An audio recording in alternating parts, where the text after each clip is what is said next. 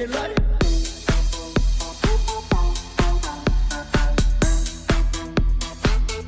A ese nivel, no seas cojudo. El aire.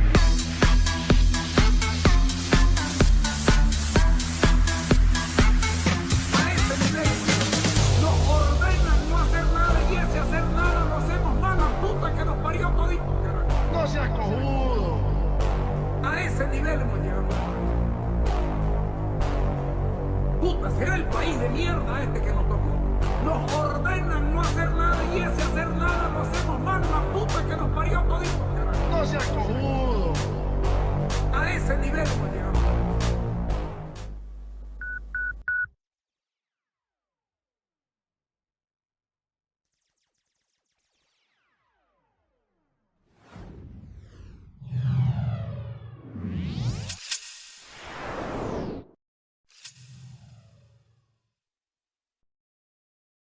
Buenas noches, miércoles 20 de noviembre del año 2024.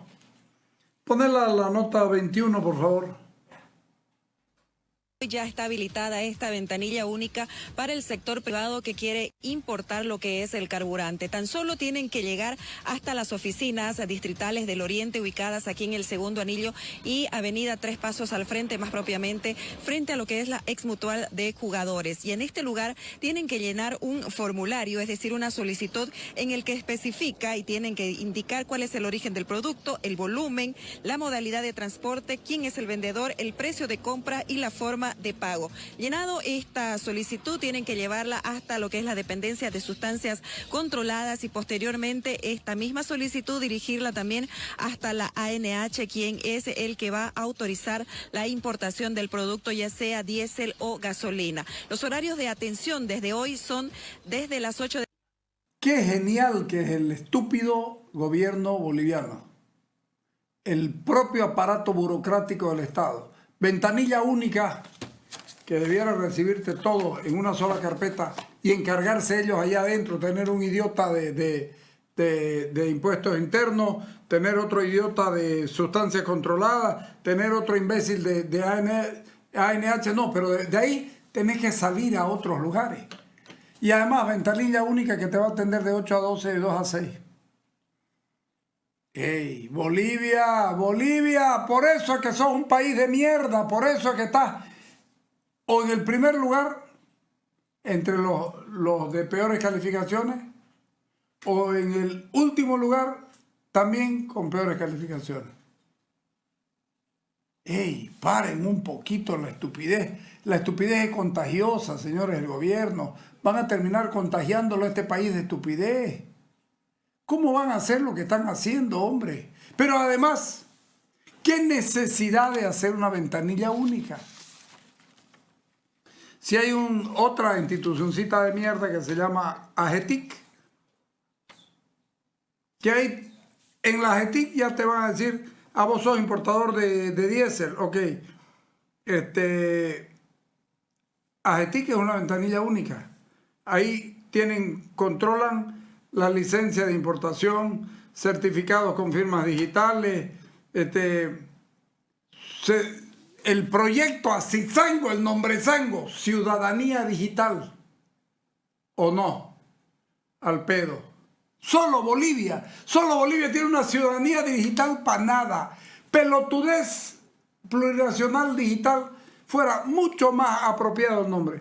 El RAU, Graco, todo AGETIC. Lo metías por AGETIC, digitalizabas todo, lo mandabas todo. No, pero lo que quieren es recaudarle algo más. Porque quiero aclarar esto porque no lo sabían ustedes. El acuerdo era, y el pedido de los agropecuarios era diésel. Y los obligaron a que le pongan gasolina más. Porque el gobierno no tiene plata. Acaban de liberar ayer 60 camiones de gasolina y diésel. Más diésel que gasolina. 60. ¿Qué hacen 60 camiones? Nada. Pero no dan más, no tienen más plata. Están esperando, como decíamos ayer, que vayan y se la compren la gasolina, que lo vayan y se lo compren el diésel Porque hay dos, uno de, ¿cómo se llama? La que trae siempre. Bueno, ¿cuál? Sí, no, Botrading es el que quieren dárselo, no, es la otra, la empresa esta que tiene su sede y base en Uruguay. Ya me voy a acordar. ¡Ey! Están perdidos, están perdidos. Están de desesperación en desesperación. Primero los obligan a traer diésel, gasolina. Después los están obligando a una ventanilla única de 3 pasos. Y después, ¿qué más quieren, señores del gobierno? Están reventados. ¿Por qué no reconocen que son incapaces, que no dan más? El día que reconozcan que no dan más, seguramente comenzaremos a trabajar en serio en este país, considerando de que lo que están haciendo no sirve. Poner la nota... Ah, no, perdón. La aduana demora 15 días. Pero hay un decreto supremo que se llama el 2295 del año 2015, que establece que hay nacionalización en frontera y que no puede demorar más de un día. Eso es lo que tiene que hacer ahí. Tiene que entrar y pasar. Se adelanta el trabajo. Claro, para eso debieran hacer las ETIC, pero no lo van a hacer porque necesitan imperiosamente robar. O díganme que no. Y tengan cuidado con el almacenamiento en yacimiento. Entiendo que a un señor que trajo 600.000 litros y que le dieron el premio, que estaba trayendo 600.000, llegó a traer 300. Y cuando trajo 300, le dijeron, lo vamos a tener aquí en el depósito y le vamos a entregar de 100 en 100. Entonces, de cada 100.000 y cada 100.000, iban vendiéndolo lo de él y le retrasaban. Todo es trampa en este gobierno. He sabido que hay 3 depósitos privados en Santa Cruz, ¿no? DICAR, algo así, o DISCAR. Hay 3 de 1 millón de litros cada uno. Traten de no caer en el gobierno porque los va a pelar. En fin, 20 segundos y volvemos.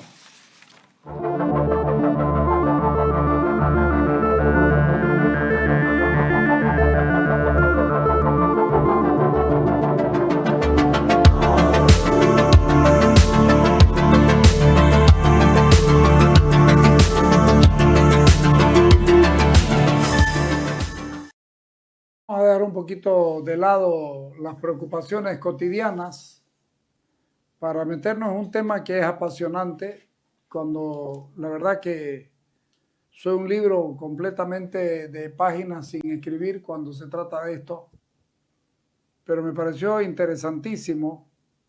Doña Candy Torrico es investigadora, filóloga y ha trabajado sobre la muerte, pero sobre la cultura de la muerte en Bolivia. Comenzó estudiando la cultura de la muerte en Bolivia, pero después se tiró al oriente porque no encontraba, ¿no es verdad?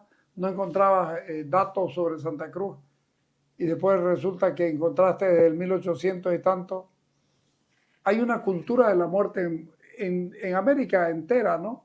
A ver, los vikingos también tenían una cultura de muerte muy, muy grande, ¿no? Claro que sí, los rituales funerarios están presentes en la vida de todas las civilizaciones que han poblado este planeta, debido a que la vida y la muerte prácticamente son lo mismo, ¿no? Entonces, me interesó mucho el tema porque tiene mucha documentación muy interesante y respecto al Oriente específicamente hay un vacío muy grande, ¿no? A ver, México tiene una cultura muy arraigada, no significa que en otros lados no hayan.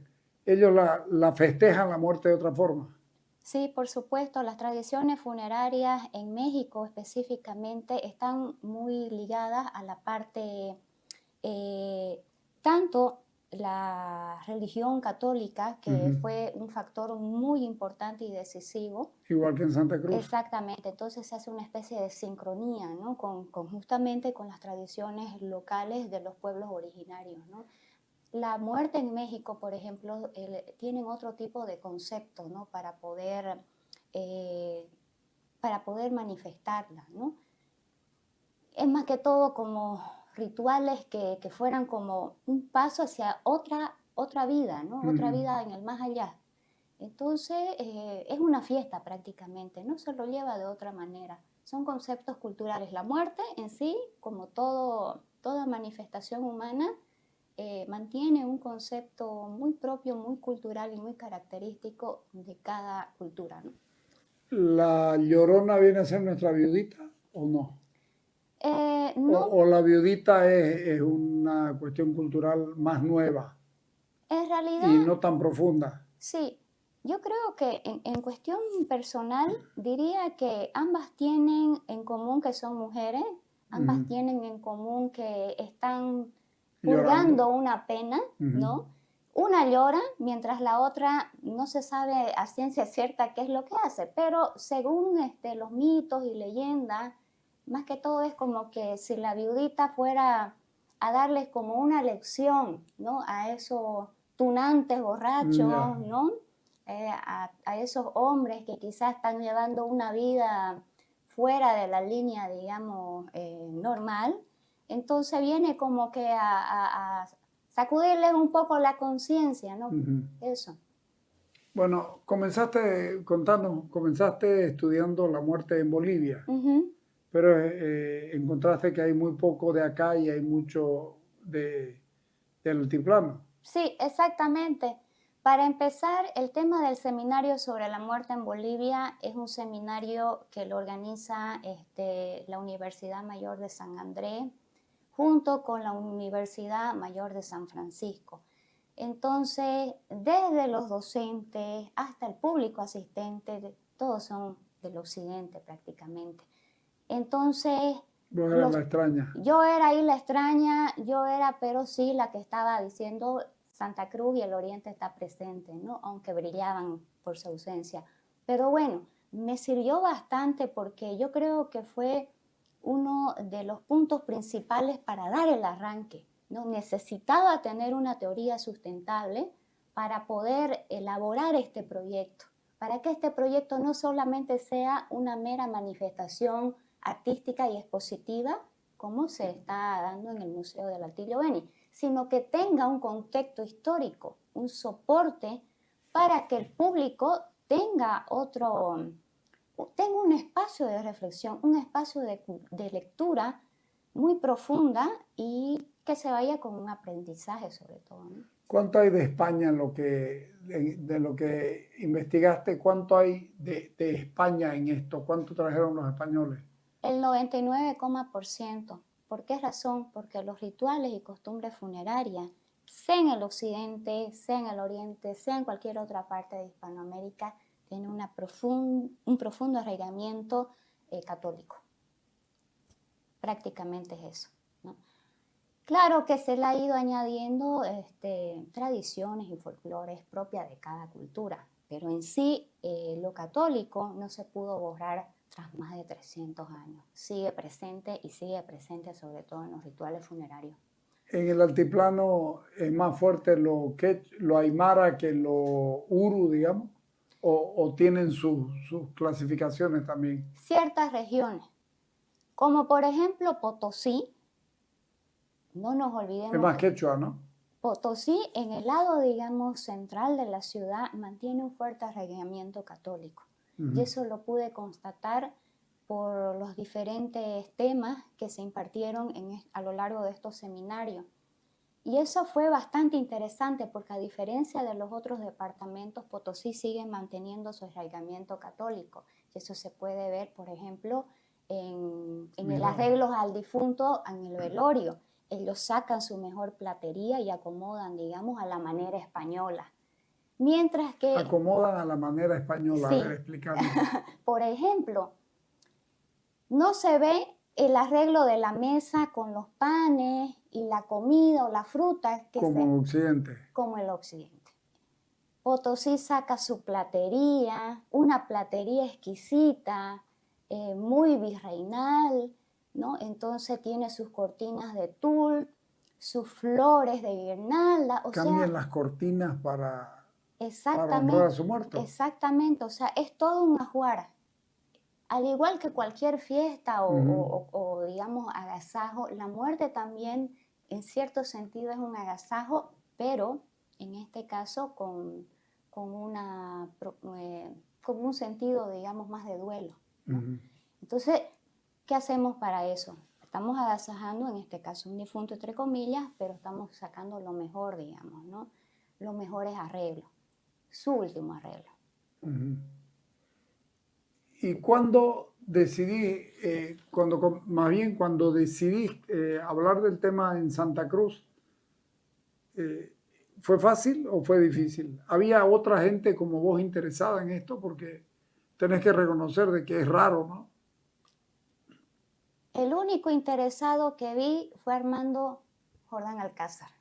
Don Armando. Él fue mi inspiración para, como dije yo, cómo voy a poder compenetrar las conferencias, es decir, el contexto histórico, desde mi profesión y desde mi óptica, con el arte. Porque una de las cosas que yo hago es difundir a través de mi página de fanpage en Facebook, Tesoros de Santa Cruz, promoción para el arte y la historia cruceña. ¿Cómo podía yo relacionar el arte con la historia? Y bueno, ya tenía todo el material para hacerlo en el lado de la historia, pero en el lado del arte, digo. Cuando Armando Jordán me estaba mirando ahí con sus 3 únicas obras relacionadas con el tema funerario, entonces esa fue mi inspiración. ¿Cuáles son las obras?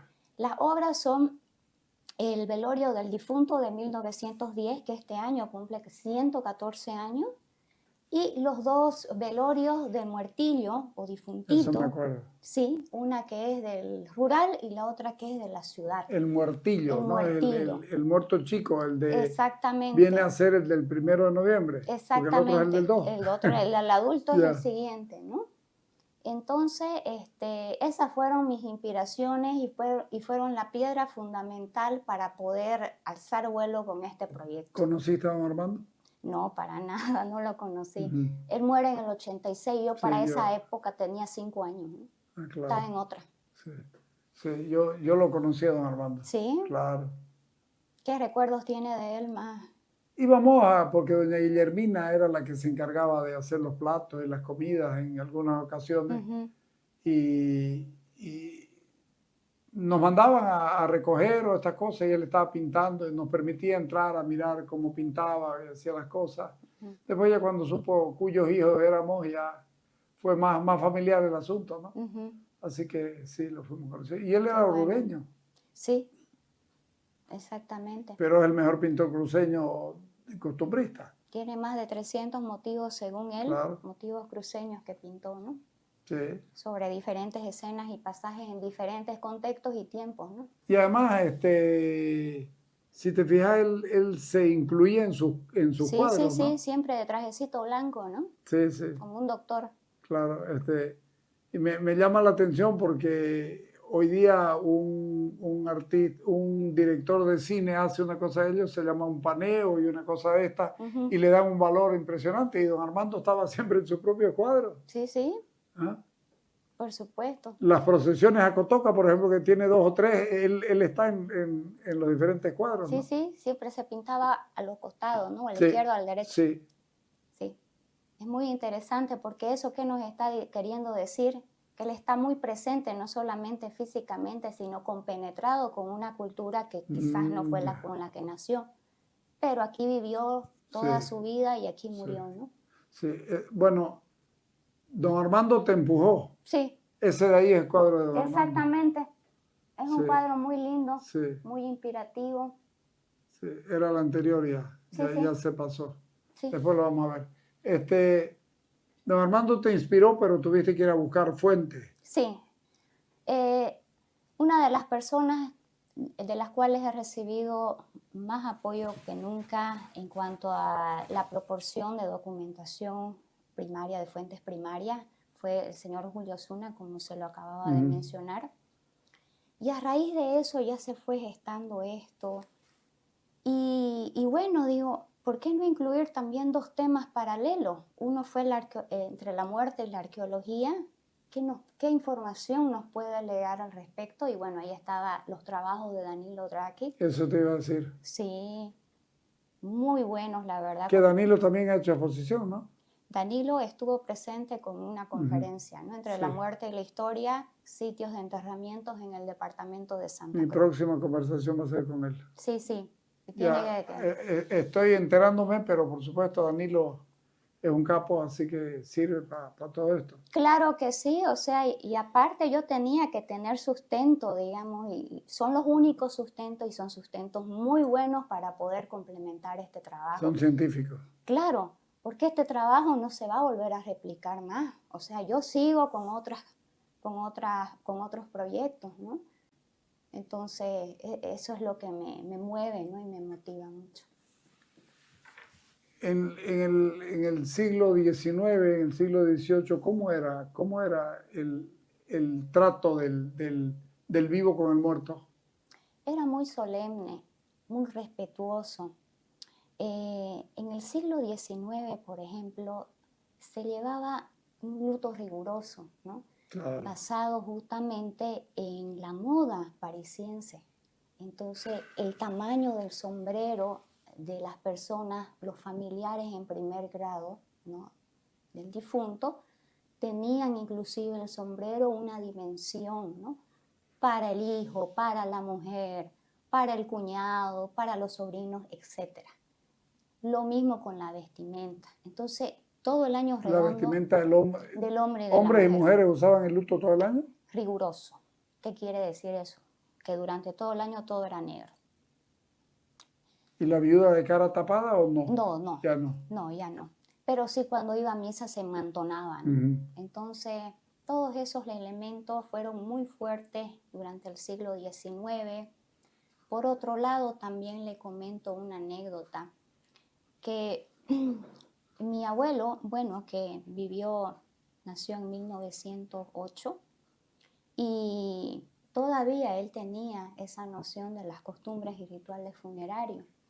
Entonces, unos meses antes de morir, él mandó a cortar 6 tablas para que esas 6 tablas sean parte de su cajón, ¿no?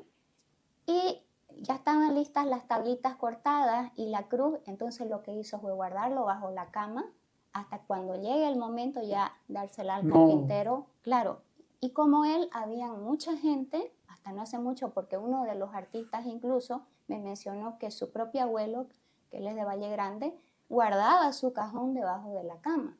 Entonces, mucha gente tenía todavía arraigado esas costumbres que venían del siglo XIX. Y el cajón era uniforme, no tenía abalorios ni juegos. Claro que sí, porque aquí en Santa Cruz, como se sabrá, éramos bien pobres, ¿no? Entonces, todos esos adornos no estaban, digamos, dentro del complemento, por lo menos del cajón. Era muy sencillo, ¿no? Remarcaba una tapa en la cruz, ¿no? Ya para hacerlo más solemne. Eso en el caso de la gente de pueblo. ¿Los ricos tenían su otro ritual o no? ¿O era el mismo pero más lujoso? Mire, a partir de los años 40 ya empieza... ¿Recién en los 40? En los 40 aparece el primer carpintero que realizaba propiamente dicho los cajones, porque antes uno lo encargaba a cualquier carpintero. Entonces en los 40 el propietario de la imprenta, no recuerdo cómo se llamaba esta imprenta, pero era una imprenta muy reconocida que incluso hacía también las exequias funerarias, es decir, las tarjetas de invitación. ¿Qué son las tarjetas que estamos viendo ahí? Estas no, estas son del siglo XIX. Ahorita vamos a volver. Ajá. Pero a ver, sigamos debe con haber esto. una sí. Entonces, en los años 40 recién empieza a existir el primer carpintero dedicado a hacer cajones. O sea, la primera funeraria, La digamos. primera funeraria en Santa Cruz, exactamente. ¿En qué lugar estaba? Aquí mismo en Santa Cruz, en la ciudad, ¿no? en- Ubicado creo que cerca de la iglesia San Andrés. porque así, Por San Andrés, por ujú, los pozos. por los pozos, Los exacto. pozos. Sí, sí, esa zona. Ajá. Bueno, volvamos al siglo XIX. Ujú. ¿Qué más destacan ahí? La ropa era, ya tenían una regla. Sí, ya tenía la regla, incluso también podríamos hablar del cementerio, ¿no? Porque ese es otro estudio, El famoso Camposanto. en los camposantos, los enterratorios, ¿no? Enterratorios también se decía. Enterratorio se decía mucho más antes cuando no había un lugar específico, digamos, propiamente llamado como hoy lo decimos cementerio. Entonces se enterraba en las haciendas, ¿no? En los lugares, digamos, así descampados. Pero nuestro primer cementerio... Perdón, ahorita que decís eso, mm, yo me crié en el campo donde mi abuelo, en La Esperanza, aquí cerquita, sí. a 2 horas de aquí. Nunca vimos un cementerio, ni supimos dónde estaban enterrados. Ahorita que reparo, pues seguramente yo hubiera ido a mirarlo porque yo era muy dañino, pero no recuerdo haber visto un lugar donde, ni en el pueblito de La Esperanza, que era muy chico, ni en Los Chacos, no recuerdo haber visto. Buena pregunta. Entonces, sí, ¿Sabe qué sucedió? Que estos enterratorios o estos sitios de cementerio así improvisados, que no eran tan improvisados, digamos, se lo hacía a un costado de la casa, tenía que estar bien alejado. Entonces, con el tiempo, si nos remontamos, digamos, siglo XVIII, XIX, con el tiempo la familia obviamente fue muriendo, se fue, digamos, saliendo del lugar. ¿Y qué pasó? El mismo monte lo comió. ya. Eso es lo que ha ocurrido con los enterratorios de esa época, ¿no? Los coloniales y los que vinieron en la República. Hace muchos años, 40 tal vez, estuve en el Beni, en la muerte. Nos avisaron que había muerto una persona, a mi hermana de alguien que conocíamos, y nos invitaron a pasar y nos sentaron en el interior de un cuarto. Y al final llegamos a hacer más de las sillas que había y nos sentamos en la cama. Y ellos lo tenían al difunto echado en la cama, el cajón en otro lado y el difunto echado en la cama, y decían que era una tradición. Sí, eso es a la antigua usanza. De hecho, se acostumbraba hasta que el carpintero lo entregue, digamos, a la familia para colocar el Claro, cuerpo. porque le avisaban ese día, entonces, Claro. No había carpintero, entonces se tenía que recurrir al tiempo del carpintero, ¿no? Que por lo general lo entregaba al siguiente día, ¿no? ¿Qué se hacía entonces? ¿Cómo arreglarlo o dónde ponerlo en el momento del velorio? Pues se hacía una parrillita, ¿no? Y ahí se adornaba con flores, se ponían cortinas, se ponían candeleros, se invitaba también a la familia doliente y a los amigos allegados del difunto, ¿no? Se acomodaban las sillas así como en los guris, ¿no? Al lado de las paredes, se invitaba cafecitos, resacados, que eran los licorcitos. ¿Por qué el licor siempre presente en todo esto? ¿Hay una explicación? Creo yo que el licor de alguna manera es un levantativo de ánimo, sea para fiestas de Vigo o sea para fiestas de muertos. En realidad estamos en una situación en la que, como le digo, hay una línea bien delgada entre, no por nada en los velorios se cuentan chistes, ¿no? Incluso acá en Armando Jordán hay uno de las figuras que él ilustra, ¿no? Que lo hizo riendo, ¿no? Entonces eso demuestra que los velorios pues también eran un lugar ameno, donde se encontraban amigos quizás que no se encontraban hace mucho. O sea, la muerte no era un drama. No era un drama, no era un drama para nada.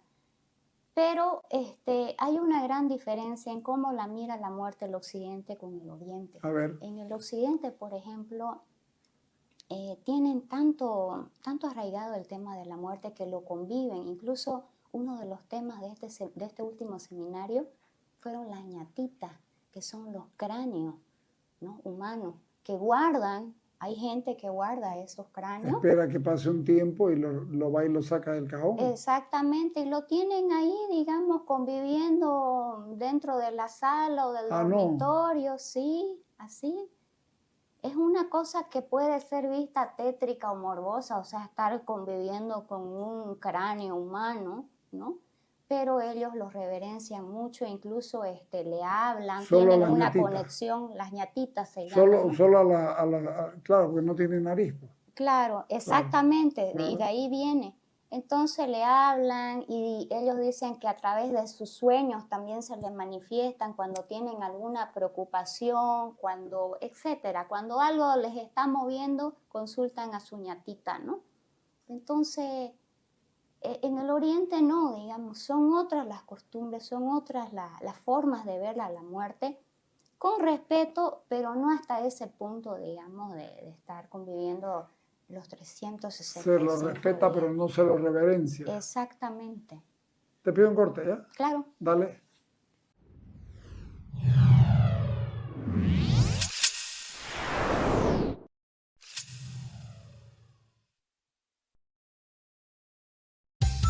Llegó el perdonazo navideño. Ponete al día hasta el 17 de diciembre.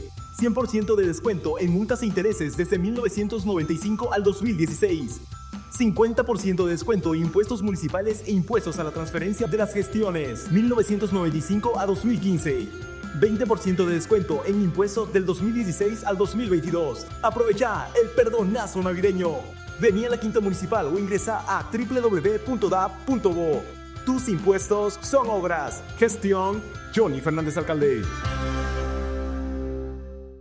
BID continúa innovando, firme y de la mano de Crown, representante y distribuidor exclusivo de BID para Bolivia. Muy pronto estaremos con una nueva generación para el segmento vagonetas.